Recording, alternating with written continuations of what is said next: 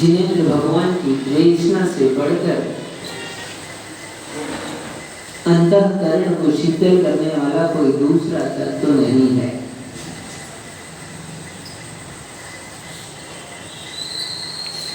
जल से तो शीतलता मिलती है, वो थोड़ी देर के लिए, उससे शरीर शीतल हो पाता है। निर्मल भी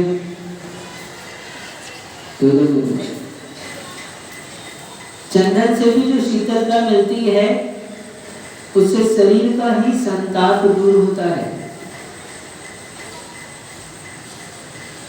और चंद्रमा की चांदनी भी शीतलता देती है।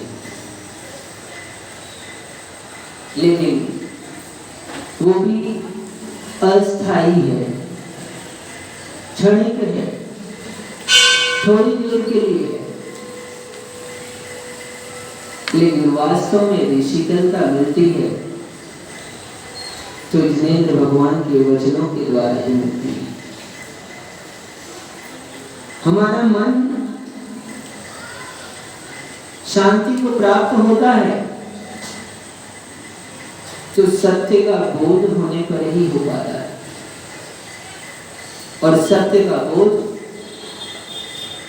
सर्वज्ञ की देशना से ही प्राप्त होता है। इस जगत में कथन करने वाले बहुत से जीव हैं, कहने वाले बहुत से जीव हैं, वक्ता बहुत से जीव हैं, भाषण देने वाले बहुत से जीव हैं। दो इंद्रिय से ही वक्ता संज्ञा प्रारंभ हो जाती है, दो इंद्रिय से भाषा वर्गणाएं प्राप्त होना प्रारंभ हो जाती है, दो इंद्रिय जीव भी बोलता है। लेकिन उसकी बोली को कोई प्रवचन नहीं कहता। आप लोग भी बोलते हैं लेकिन उसको कोई प्रवचन नहीं कहता।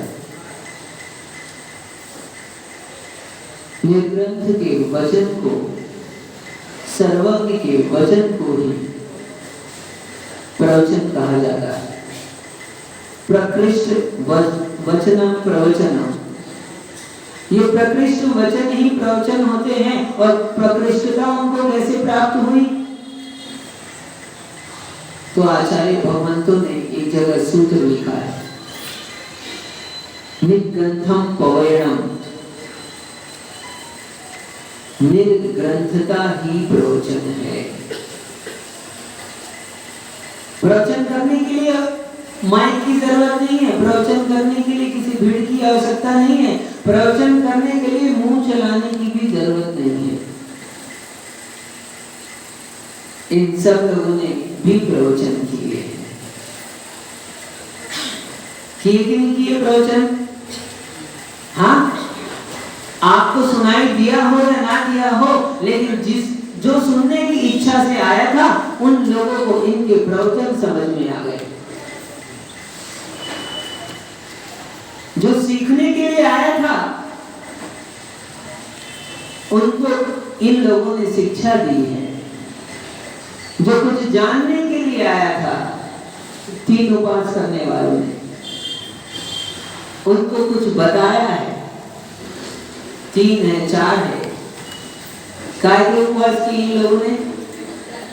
रत्नत्रय के, सम्यक दर्शन, सम्यक ज्ञान और सम्यक चारित्र की प्राप्ति हो, ऐसी मंगल भावना से इन्होंने ये व्रत किया। और निश्चित मान के चलना, जैसी भावना होती है वैसा फल प्राप्त होता है। जैसी भावना होती है वैसा फल प्राप्त होता है। मनीष,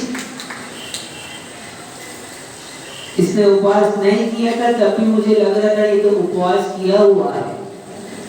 तो इसने कहा मुझसे कि महाराज हमें उपवास करना है, आशीर्वाद दो। मैंने कहा नहीं, तुम मत करो उपवास। वास्तव में आत्मा में अनंत शक्ति है, उपवास शरीर की शक्ति से नहीं होता। कोई सोचे हम अच्छे मोटे हैं और हम कर लें उपवास? निर्मल भैया, किसी के मन में आ जाए ये दुबले पतले लोग कर रहे हैं तो हम ही कर लेते हैं। हाँ, क्यों? रासू, क्या विचार है? हाँ, बोल रहा है कि हमारी देवी ने तो 3 उपवास किए तो हमने एक तो किए कम से कम। 36 साल में एक पहला उपवास किया। मैंने बोला तुम तो 10 भी कर लेते कुछ नहीं होता। हाँ, लेकिन सुनो, शरीर की शक्ति से उपवास नहीं होता, समझे क्या? यदि शरीर की शक्ति से उपवास होता तो ये लोग उपवास नहीं कर पाते। मनीष तो नहीं कर पाता और वो बैठा है, क्या नाम इसका? संयम। उसका तो नाम ही संयम है। तो यदि शरीर देखते तो ये लोग उपवास के योग्य नहीं मालूम होते, लेकिन शरीर से उपवास नहीं होता। उपवास के लिए होती है अंतरंग की श्रद्धा, अंतरंग की भक्ति, अंतरंग का विश्वास। जीव जो ठान ले वो कार्य को कर सकता है।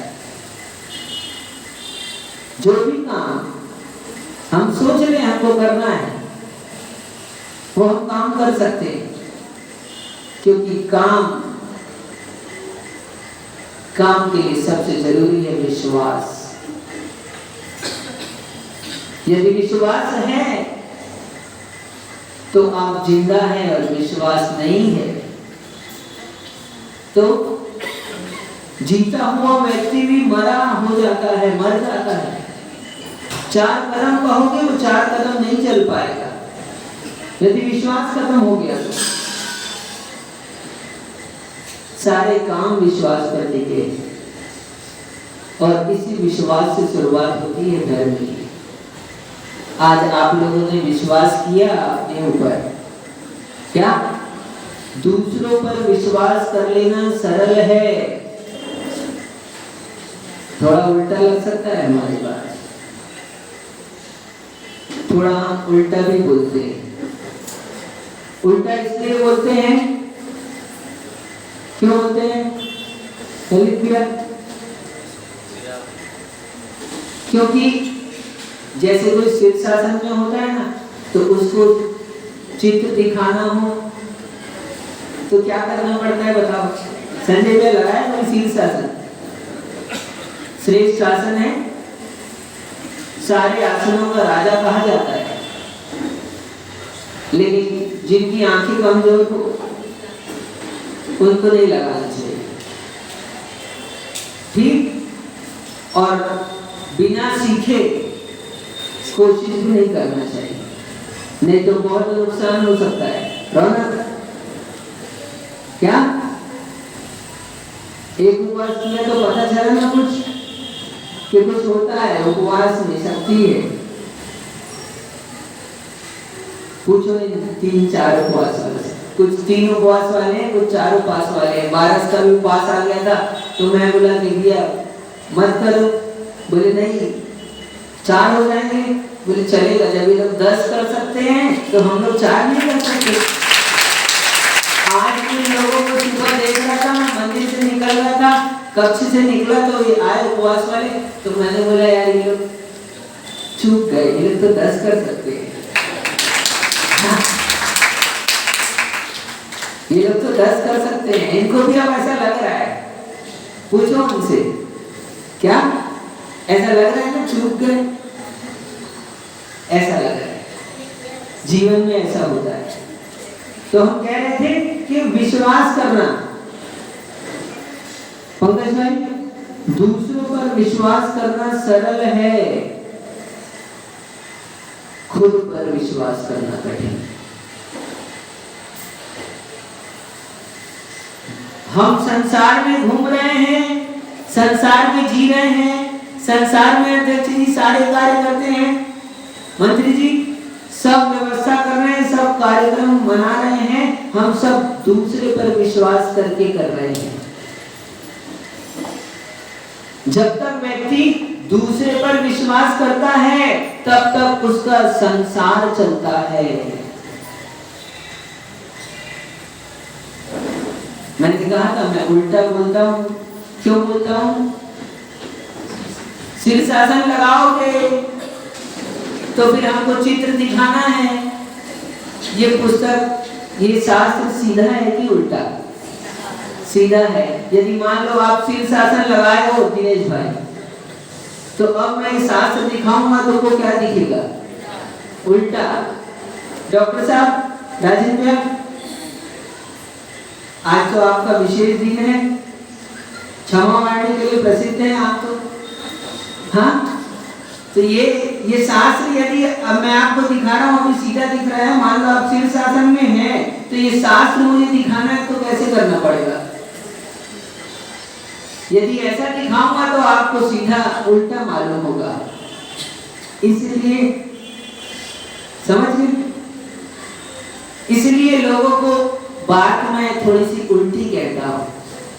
क्यों? नहीं समझे? अच्छा, कभी कभी उल्टे लोगों को उल्टी बात बताई जाए तो वो सीधी हो जाती है। उल्टे हैं आप लोग, उल्टे नहीं है? उल्टे तो हैं। देखो, हम इधर मुंह किए हैं, आप इधर मुंह किए हो, उल्टे हो कि नहीं? है ना? आपका मुंह संसार की ओर है और हमारा मुंह मोक्ष मार्ग की ओर है, इसलिए आप उल्टे। संजय भाई, इसलिए उल्टे हो। उल्टा होने का बहुत अर्थ होता है। तुम सीधे ऐसे बस उल्टा समझते हो क्या? हाँ, ये भी उल्टा है। तो संसार के लोगों को उल्टी बात करनी पड़ती है, तब वो मोक्ष मार्ग की बात सीधी हो जाती है। तो इसलिए कहा दूसरे पर विश्वास करना सरल है, और हम दूसरे पर विश्वास करके ही संसार में जी रहे हैं।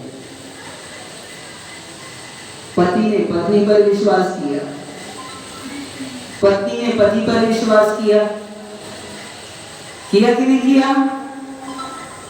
अध्यक्ष जी कहाँ है? सुनील भैया नहीं आए क्या? कलेक्टर साहब, तो आपके बेटे कलेक्टर साहब हैं, उनके ऊपर आपने विश्वास किया? हाँ, उनको भी आपके ऊपर विश्वास है? नहीं है? पुत्र को पिता पर विश्वास है, पुत्री को माता पर विश्वास है, पति को पत्नी पर विश्वास है। आप सब एक दूसरे पर विश्वास कर रहे हैं और एक दूसरे पर विश्वास कर जी रहे हैं।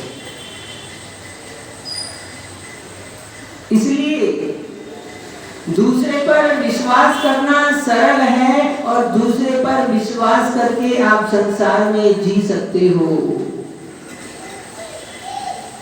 लेकिन जिस दिन, छोटा सा प्रश्न पूछ लूं, प्रवचन चल रहा है लेकिन प्रश्न, डॉक्टर साहब, प्रश्न तो प्रश्न मंच में होना चाहिए, लेकिन मैं प्रवचन में पूछ रहा हूँ। अमित भैया, छोटा सा प्रश्न है, पूछ लूं? हाँ, बोले जल्दी से। नहीं भी बोलते तो मैं पूछता। क्या? नहीं भी बोलते तो मैं पूछता, आपने दीक्षा क्यों नहीं ली? हाँ, नाम अमित भैया का लिया है, इसका मतलब आप खुश हो गए, उनकी तरफ मत देखो। मैं आप सबसे पूछ रहा हूँ, आपने दीक्षा क्यों नहीं ली? बस, संसार बसाने के लिए दूसरों पर विश्वास करना पड़ता है, और दूसरे पर विश्वास करके संसार बसाया जाता है और संसार चलता है। दूसरे पर विश्वास करते हैं, संसार बढ़ता है। दूसरे पर विश्वास करते हैं, संसार का विस्तार होता है, भाव की प्राप्ति होती है, भाव में भ्रमण होता है। ये सब दूसरे पर विश्वास करने का नतीजा है। दूसरे पर विश्वास नहीं करो ये नहीं कह रहा मैं, नहीं तो एक मिनट सावधान, बीच में कहता हूं, आप लोग विश्वास करना छोड़ दोगे। हाँ, विश्वास करना छोड़ दोगे तो गड़बड़ हो जाएगा, सब काम उल्टा हो जाएगा। आप जिस पर विश्वास कर रहे हो करो, उसकी बात नहीं कर रहा, लेकिन उससे आपके संसार की वृद्धि हो रही है। एक काम और करो, छोटा सा, खुद पर विश्वास करो। क्या? खुद पर विश्वास करो। जिस दिन आप अपने ऊपर विश्वास कर लोगे, आपका सारा काम व्यवस्थित हो जाएगा। हम अव्यवस्थित जीवन जी रहे हैं, हमारे को दूसरे पर भरोसा है, दूसरे के भरोसे संसार तो चल सकता है, मोक्ष मार्ग नहीं चलता।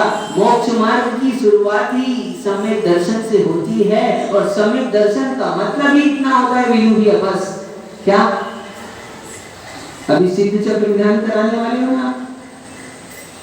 बोलो, सिद्ध चक्र क्यों करा रहे हैं?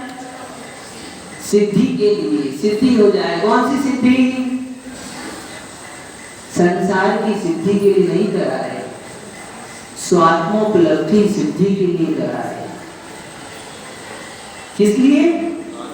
स्वात्मोपलब्धि सिद्धि के लिए। तो उस सिद्धि को प्राप्त करना है। निर्मल भैया, उस सिद्धि को प्राप्त करने की शुरुआत कहां से होगी? सम्यक दर्शन से होगी।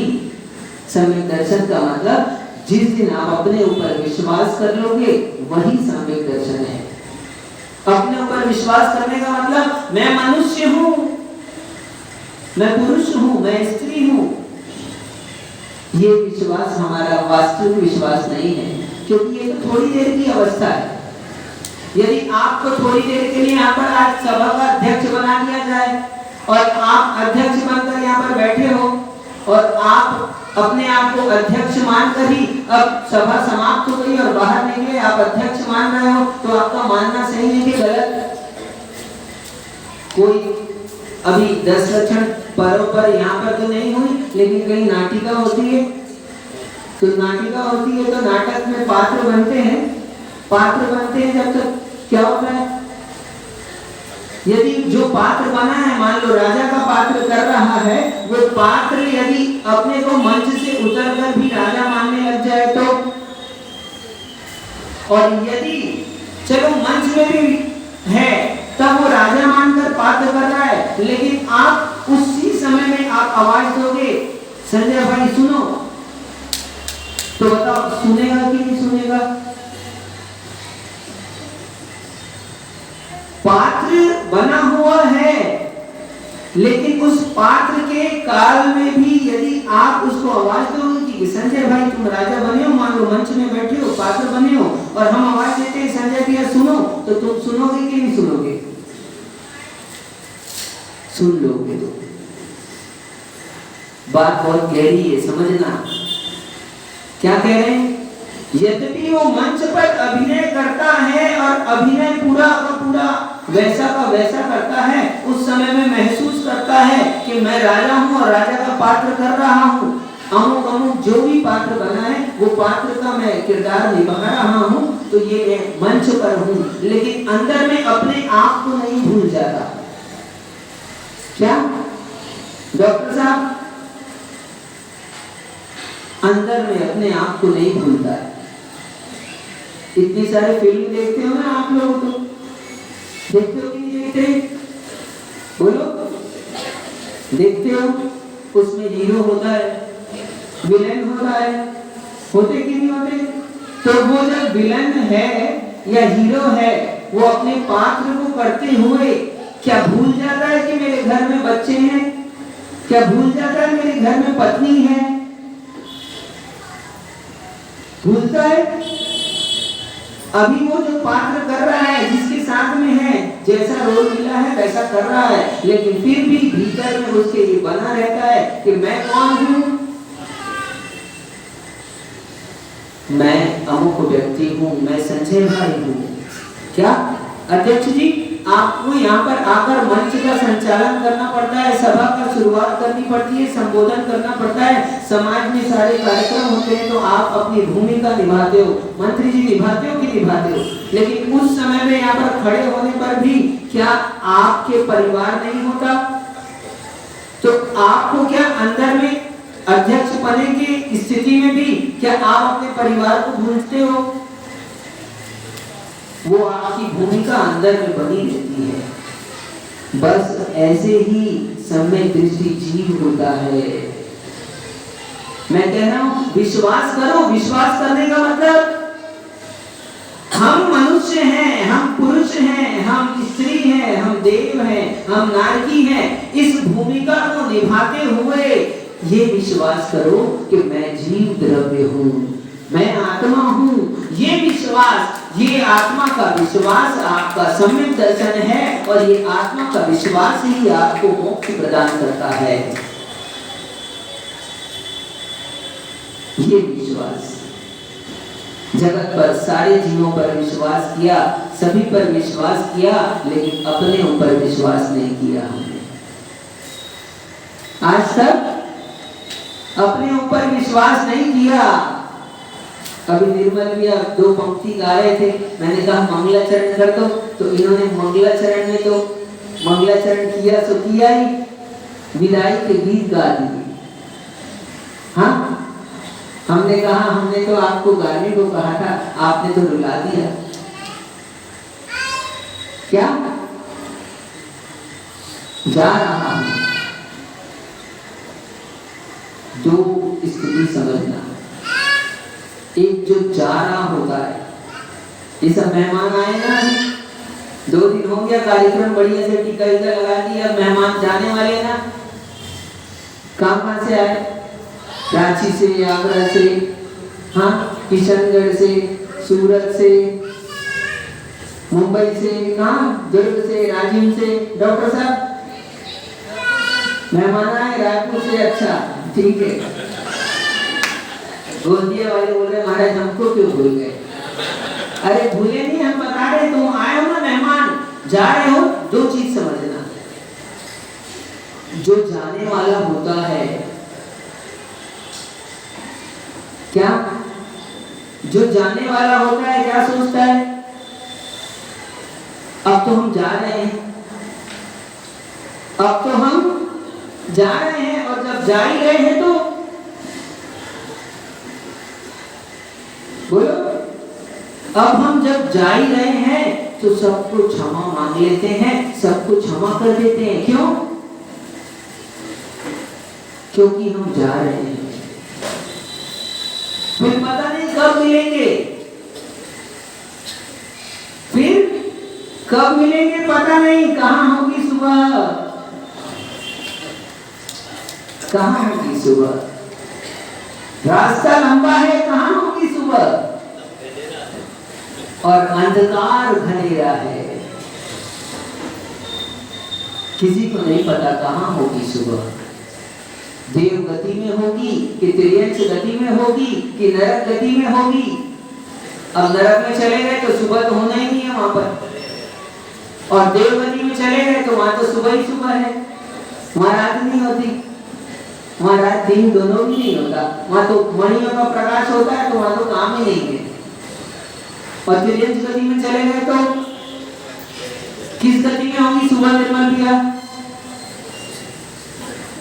बोलो जल्दी से, किस गति में होगी सुबह? कुछ नहीं पता कहां होगी सुबह। जो जा रहा है वो सोचता है कि अब हम जा रहे हैं तो जा रहे हैं, तो जाने वाले सभी से क्षमा मांग कर जाते हैं।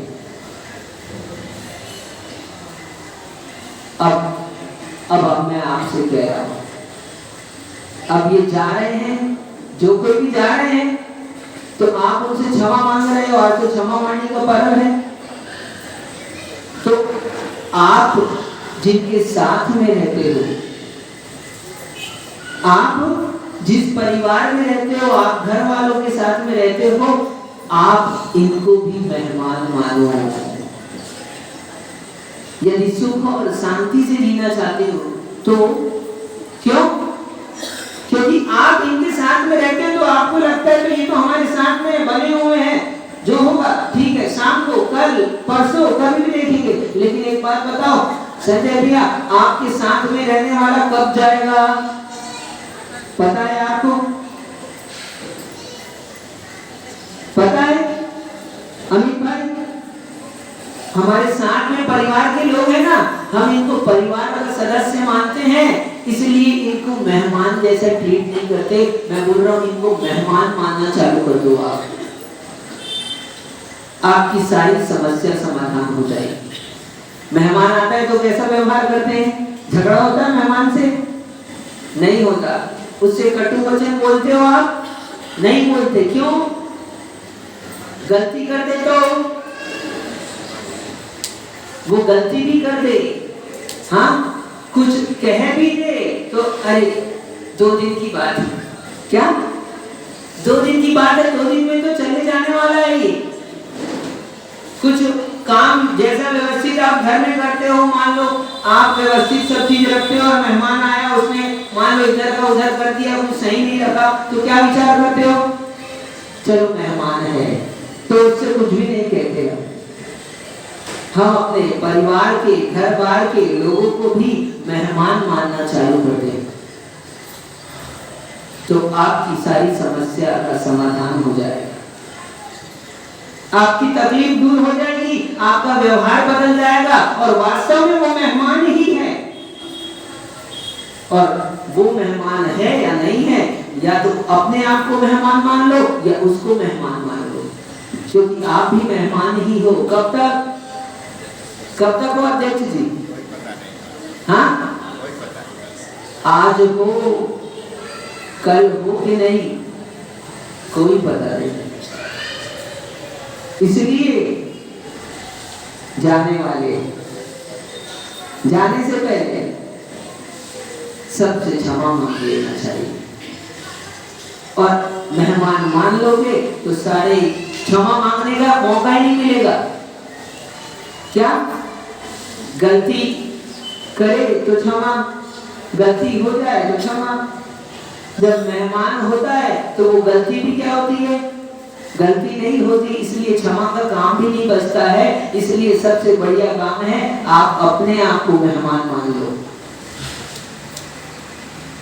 डॉक्टर साहब आपके यहाँ तो आते हैं लोग, आप देख लेते हो, जान लेते हो कि 4 दिन का मेहमान है, लेकिन फिर भी कहते हो तुम चिंता मत करो, तुम तो क्या करो, भगवान का नाम लो। आप लोग कितने दिन के मेहमान हो? ये लोग तो 2 दिन वाले मेहमान जाने वाले हैं, ये 2 दिन में जा रहे हैं, जा रहे कि नहीं जा रहे मेहमान लोग? कितने लोग मेहमान हैं, हाथ उठाओ देखिए तो। हाँ देख तो है एक बार कितने लोग, सूरत वाले, हाँ, और धुलियान वाले बैठे। क्यों, कितने दिन के हो मेहमान? ये लोग 2 दिन के मेहमान है, ठीक है, ये लोग आज जाने वाले हैं, और आप 4 दिन के मेहमान हो। कितने दिन के बोले? अब बताओ मेहमान कितने हैं यहाँ पर, हाथ उठाओ। नहीं आया समझ में अभी? हाँ, ओहो, अब जब सभी मेहमान हैं तो फिर दुख किस बात का है? शांति से जियो, सुख से जियो। 4 दिन के मेहमान हैं हम लोग, और 4 दिन के लिए आए हैं, और 4 दिन में भी 4 बातें करेंगे तो क्या होगा? तो कहाँ होगी सुबह? 4 दिन के लिए आए हो और 4 बातें करोगे तो नरकों में फिर सुबह नहीं होने वाली, फिर गति में सुबह होने से भी कोई फायदा नहीं होने वाला। इसलिए 4 दिन के लिए आए हो तो शांति से जियो। किसके साथ? हाँ, किसके साथ? मेहमान के साथ। अब परिवार के साथ नहीं रहना, परिवार नहीं है, परिवार में सब हैं, लेकिन सब के सब मेहमान है। ट्रेन की बोगी में सब चढ़ जाते हैं अलग अलग स्टेशनों पर और बैठते हैं, और कितना अच्छा व्यवहार करते हैं अपन। हाँ, सामने वाली बर्थ में बैठा है, सामने वाली सीट में बैठा है, और हम बैठे हैं, अपना लंच बॉक्स है उसको भी शेयर कर लेते हैं कि भैया लो, हम खा रहे हैं तो तुम भी लो कुछ। हाँ, क्यों? थोड़ी देर का सफर है, जितना मेरे पास है मिल बांट के खाओ, रोते क्यों हो? हाँ ठीक है, थोड़ा कम सही, ठीक है तो थोड़ा कम खा लेना, उसको थोड़ा तो। जैसे ट्रेन में बैठते हो, अलग अलग स्टेशनों से लोग चढ़ जाते हैं और फिर अपना अपना स्टेशन आता है तो हाँ उतर जाता है, और उतरते हुए भी क्या करते हो फिर? हाँ बाय बोले, फिर मिलेंगे। हाँ क्या फिर मिलेंगे? जीवन रहा तो जीवन के किसी मोड़ पर, फिर किसी यात्रा में, फिर किसी बोगी पर, फिर किसी बर्थ पर फिर मुलाकात हो जाएगी। होगी कि नहीं होगी? हो भी सकती है और नहीं भी हो सकती है। इसलिए ये जाने वाला तो जा रहा है। कौन कौन जा रहा है बताओ? मेहमान जा रहे हैं। तो जाने वाले को जाने दो, टेंशन मत लो। बस जितने दिन हो प्रेम से रहो। सबसे बढ़िया जीवन का सूत्र है। हम लोग अलग अलग जगह से आए हैं। कहां से आए? क्यों कहां से आए बोलो? हाँ कहां से आए संजय भैया? वो तो बोल रहे हैं नहीं हम तो जसपुर के लिए हैं महाराज, कहीं से नहीं आए। अरे तुम जसपुर के भले कहलाओ, लेकिन जसपुर के नहीं हो, कहीं ना कहीं से तो आए हो। हाँ कोई तिर्यंज गति से आया, कोई मनुष्य गति से आया, कोई देव गति से आया। कहां से आए वीरू भैया अपने को पता नहीं है, लेकिन सब एक परिवार में इकट्ठे हो गए। कैसे? मैं बताता हूं आपको कैसे। आचार्य भगवान कहते हैं ये जो परिवार के लोग एक साथ धर्म ध्यान करते हो, पूजन पाठ करते हो, अभिषेक करते हो, ऐसे व्रत तपस्या के कार्य करते हो, जिस परिवार के सारे सदस्य धार्मिक क्रियाओं में संलग्न हो, तो आचार्य भगवान कहा करते हैं ये सब लोग पूर्व भाव के तपस्वी हैं जो एक साथ इकट्ठा हो गए। ये लोगों ने आज एक साथ मिलकर तपस्या की ना, साधना की ना, अब ये लोग फिर से अगले भाव में कहीं पर एक साथ इकट्ठा हो जाएंगे और मुनि आरिका श्रावक श्राविका बनकर ये लोग धर्म ध्यान के मोक्ष मार्ग पर आगे बढ़ेंगे। और यही कर नहीं, हम सब यहाँ पर इकट्ठे हुए हैं ना। बोलो कैसे हुए इकट्ठे? हाँ ये धर्म के काम में इकट्ठे हुए हैं, तो हमारा ये धर्म का काम भी हमको फिर से ऐसा संयोग दिलाएगा कि फिर सब मिलकर एक साथ भगवान के समोसरण में इकट्ठे हो जाएंगे। हमको साक्षात भगवान का समोसरण मिलेगा और फिर सब अपनी अपनी साधना करके अपने अपने स्थान पर, जिसका जब स्टेशन आएगा वहां पर उतर जाते हैं। ऐसे ही सब अपने अपनी जगह पर चले जाएंगे जहां जहां से आए हैं। क्यों कहां से आए? जो सूरत से आया है वो सूरत चला जाएगा, जो गोंदिया से आया है वो गोंदिया चला जाएगा, अपने अपने स्थान पर चले जाएंगे। ऐसे ही परिवार के लोग भी हम इकट्ठे हुए हैं तो सब अपने अपने स्थान से आए हैं, 4 दिन के मेहमान हैं। इसलिए बस क्या करो, 4 दिन की जिंदगी सुख से जियो, क्षमा करो, क्षमा मांगो और आनंद का वेदन करो, क्योंकि इससे बड़ा आनंद कहीं नहीं आ रहा। पैसा खर्चा करके भी आप वो आनंद नहीं प्राप्त कर सकते। हाँ सर में दर्द होगा तो बैठे हैं दवाई वाले, इनकी दवाई ले लोगे, इनकी दुकान में जाकर दवाई खा लोगे, थोड़ी देर के लिए शांति मिल जाएगी, लेकिन ये शरीर की शांति थोड़ी देर के लिए। लेकिन किसी को हमने अपशब्द कह दिए, किसी को गाली दे दी है, किसी से द्वेष उत्पन्न कर लिया है, अब मन में उथल-पुथल मची है, वो शांति कितना पैसा खर्चा करने पे मिलेगी बताओ रतन भैया? हाँ कितना पैसा खर्चा करोगे? नहीं, कैसे मिलेगी? कहाँ है जरूरी? अपना कोषाध्यक्ष से पूछ लेते हैं अपन। कहाँ है? घर पर है, उन्हीं से पूछो कितना पैसा खर्चा करेंगे तो मिलेगी। पैसे की खर्चा लाख रुपए करो चाहे करोड़ रुपए खर्चा कर दो, आपको वो शांति नहीं मिल सकती जो 2 शब्द अंतरंग से कहे जाते हैं। बाहर से नहीं, मुख से नहीं। मन की क्षमा, वास्तविक क्षमा, अंतरंग की क्षमा, वास्तविक क्षमा, बाकी सब क्षमा मायने है। क्या है आज? क्या है बोलो? किसकी क्षमा है? वाणी की। यदि वाणी की क्षमा है तो सब क्षमा वाणी है, और यदि अंतरंग की क्षमा है तो वास्तविक क्षमा है। क्योंकि क्षमा वाणी एक दिन आती है, वाणी की क्षमा एक दिन आती है, लेकिन अंतरंग की क्षमा सदा काल हमारे साथ में बनी रहती है। ये हमारा स्वभाव है, ये हमारा धर्म है। आप सभी को धर्म की प्राप्ति हो। अंतरंग से देखो, आप क्षमा करोगे तो लाख रुपए खर्चा करके जो शांति नहीं मिल सकती, आप अंतरंग से किसी को क्षमा कर दो, आपको जो अनुभव होगा वो आप ही जानते हैं। तो सुख का वेदन आप ही स्वयं कर सकते हैं। इसलिए मेरे कहने की कोई जरूरत नहीं है। आप सब अनुभवशील हैं। आप सभी ने जीवन में इस बात का अनुभव किया होगा, और नहीं किया तो आज जरूर करके देखो कि कैसा लगता है। हल्कापन हो जाता है। किससे हल्के हो गए? निर्मल भैया, हमारे सर के ऊपर कुछ नहीं है, भार नहीं है। भार है लेकिन सर पर भार हो तो चल जाएगा। सर के भार को लेकर 10 किलोमीटर चल सकता है आदमी, 10 नहीं तो 4 किलोमीटर चल सकता है, लेकिन मन के भीतर भार को लेकर, मन के भार को लेकर नरक में ही जाना पड़ता है। इसलिए मन के भार को हल्का करना है। तो कल इन लोगों को कुछ प्रयोग बताए थे हमने, शायद किसी ने किया होगा, नहीं किया होगा तो आज इन लोगों से पूछना और बताना, अपने मित्रों को, सहभागियों को, साथियों को, है ना, और अपने घर के, बोलो जल्दी से, अपने घर के मेहमानों को। किसको? अपने घर के।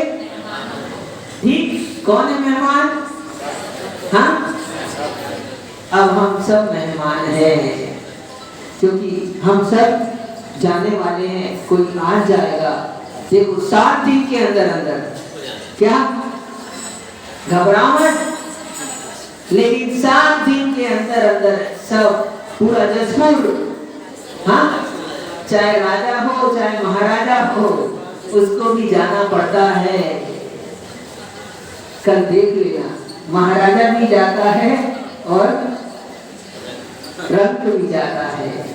राजा भी चला गया और रंक भी चला गया, दोनों चले गए। इसलिए हम भी क्या है? हम किस खेत की? बोलो जल्दी से। मूली है। अच्छा, हम तो बहुत मामूली है। इसलिए हमको जब जाना ही है तो क्यों ना शांति के साथ जाएं, क्यों ना सुख के साथ जाएं, क्यों हल्के होकर जाएं। जो हल्का होता है वो ऊपर जाकर टिक जाता है, और जो भारी होता है वो नीचे जाकर धंस जाता है। भारी होने के कारण से नरकों में जाना होता है, और हल्के होने के कारण से स्वर्ग और मोक्ष की प्राप्ति होती है। हल्के कैसे होंगे? अपने भीतर की कलुषता को मिटा दो, वही हल्कापन है। ऐसा हल्कापन आप सभी को प्राप्त हो, ऐसी मंगल भावनाओं के साथ। भूल तो नहीं गए? सब पर विश्वास किया एक बार। हाँ, इनसे पूछा था अमित भैया से, दीक्षा क्यों नहीं ली? हाँ, क्यों नहीं ली दीक्षा? क्योंकि आपको अपने ऊपर विश्वास नहीं था। जिस दिन आपको अपने ऊपर विश्वास हो जाएगा, आप इस दीक्षा के मार्ग पर आ जाओगे, फिर संसार का मार्ग आपके लिए नहीं बचेगा। इसलिए सब पर बहुत विश्वास किया, आज तक करते आए, लेकिन अब सब पर विश्वास तो करो, लेकिन उससे पहले अपने पर विश्वास करो कि मैं जीव द्रव्य हूँ, आत्मा हूँ, ना मेरा उत्पत्ति हुई है ना मेरा नाश होने वाला है। जले नहीं पानी में और जले नहीं अग्नि में, भीगे नहीं पानी में, सूखे नहीं पवन के द्वारा, दुनिया में सबसे न्यारा ये आत्मा हमारा। आत्म द्रव्य की प्राप्ति हो, आत्मा पर दृष्टि जाए और सब आत्मधर्म को प्राप्त हो। आत्मा का धर्म ही क्षमा धर्म है। आप सभी को आत्म धर्म की प्राप्ति हो, ऐसी मंगल भावनाओं के साथ जो के परम पूज्य आचार्य भगवान विशुद्ध सागर जी महाराज जी